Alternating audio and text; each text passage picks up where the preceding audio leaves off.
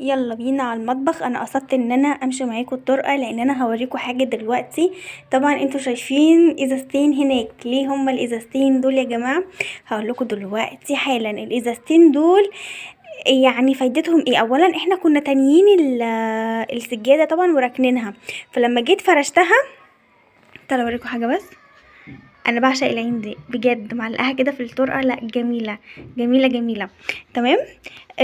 نخش في موضوعنا تاني. الازازتين دول انا حطاهم لاني كانت طبعا مركونه ومركونه بلفه، فدي جيت فرشتها لقيتها راحت ملفوفه تاني، فرحت حاطه عليها واحده من هنا وواحده من هنا. بالتالي هخليها شويه كده اهوت عليهم لحد ما ايه ترجع تاني لوضعها ان هي تثبت في الارض. تمام. تمام. تعالوا بقى نشوف انا عملت ايه في المطبخ.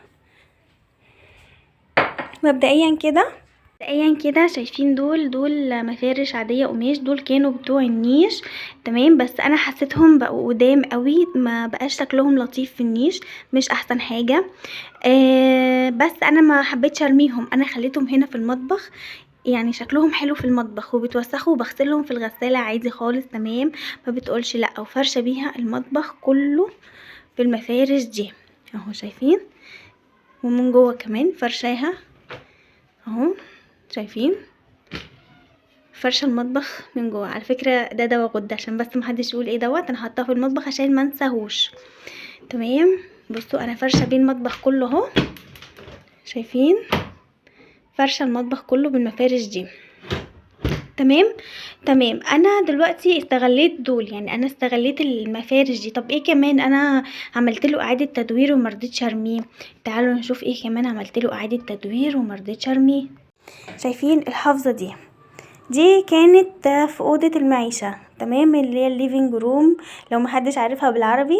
تمام. بس هي معروفة قوي يعني بالعربي. دي كانت خلاص باظت وادمت ومبقتش لطيفة خالص في غرفة المعيشة. تمام.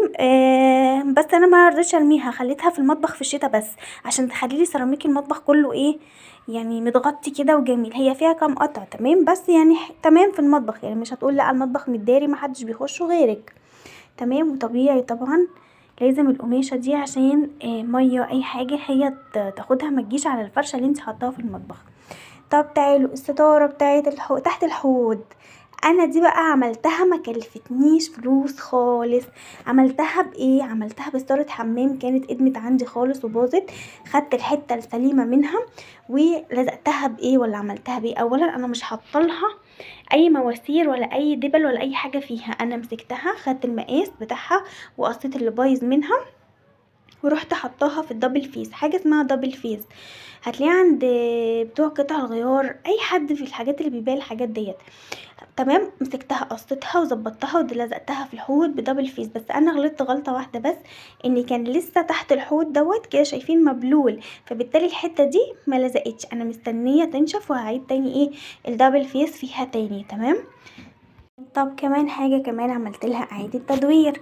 بصوا دي كانت مريالة مطبخ عادية اللي احنا بنلبسها واحنا بنغسل المواعين او ايا كان، طبيخ بقى مواعين ايا كان منهم. باظت. بصوا يعني من ورا ودت اللي هو السفنج اللي بيحميكي دوت من المية. اعمل انا فيها ايه ده؟ ارميها؟ لا، وفيها شكل كرتوني كده جميل، وانا زي ما قلت من عشاق الكرتون، بحب الكرتون قوي.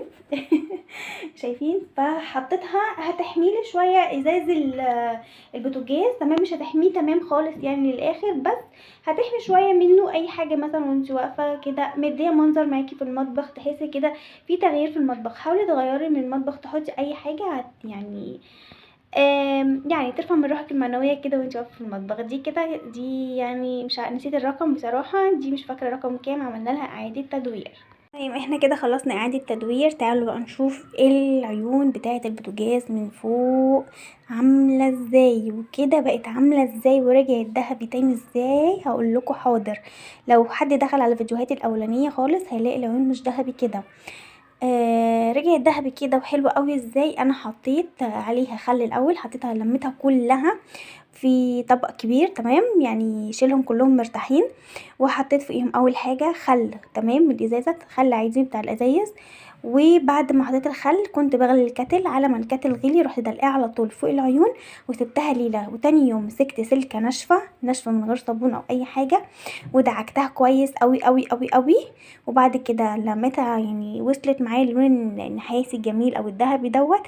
خلاص مسكت بقى السلكه بليتها صابون ورحت على طول غسلاها تاني. تمام كده رجعت معايا ذهبي وجميله. تمام نشوف بقى كمان حاجه تاني. بصوا انا هنا عندي فوطين، واحده صفرا وواحده فوشيا، مش شرط الالوان يعني بس دول انا مخلياهم لايدي، يعني اغسل المواعين اغسل حاجه ايدي اتبلت في المطبخ من اي حاجه بروح ماسكه ايدي اروح منشفاها هنا. تمام لازم يبقى عندك الفوطين دول، ما تعمليش ايديكي في هدومك، ايديكي في هدومك دي هتبوظي هدومك وحرام. وانا هنا ورا التلاجة مستغليه المكان ده في ايه، حاطه فيه الصواني اللي بناكل فيها، بدل ما احطها فين هنحطها فين طيب ورا التلاجة. استغليت المكان اللي ورا التلاجة وحطيت وراه صواني، هي حتى هي باينه هم حوالي كام 2 مدورين و3 اللي هم مربعين صغننين، يعني بالدور كبير صغير كبير وسط صغير. تمام تمام. والزياده كله في المطبخ بتاعي انا شايلاه في كراتين تحت السرير، موسع عليا المطبخ ومدي ليا براح حلو قوي في المطبخ. تمام تمام. طب تعالوا بقى نشوف حاجه كمان. انا هنا كمان عندي الفوطه دي. تمام انا بحب الحاجات الكرتونيه قوي في المطبخ زي ما قلت لكم. الفوطه دي انا مخلياها مش لمسح ايدي، مثلا طاسه سخنه حله سخنه اطبقها تطبيقه صغيره خالص خالص خالص وامسك بيها. مش حباها كبيره قوي كده، هاتيلك حاجه صغيره، بس انا حباها كبيره لان ساعات بيبقى في حلل الالومنيا كبيره فمحتاجه حاجه مره واحده امسك بيها، يعني بالطول كله يعني. تمام تمام. وانتي بقى ايه مطبخك وانتي يعني طبعا دي حرية ليكي طبعا. يعني زوقي فيه زي ما انتي عايزة، حطي له اي حاجة اللي تحبيها طبعا زي ما انتي عايزة. انا حابة مطبخي بالشكل ده والمنظر ده يفتح نفسي شوية. تمام. تعالوا صح نسيته، الميكرويف ده باظ يعني مبقاش يشتغل غير من الشمعة اللي فوق بس.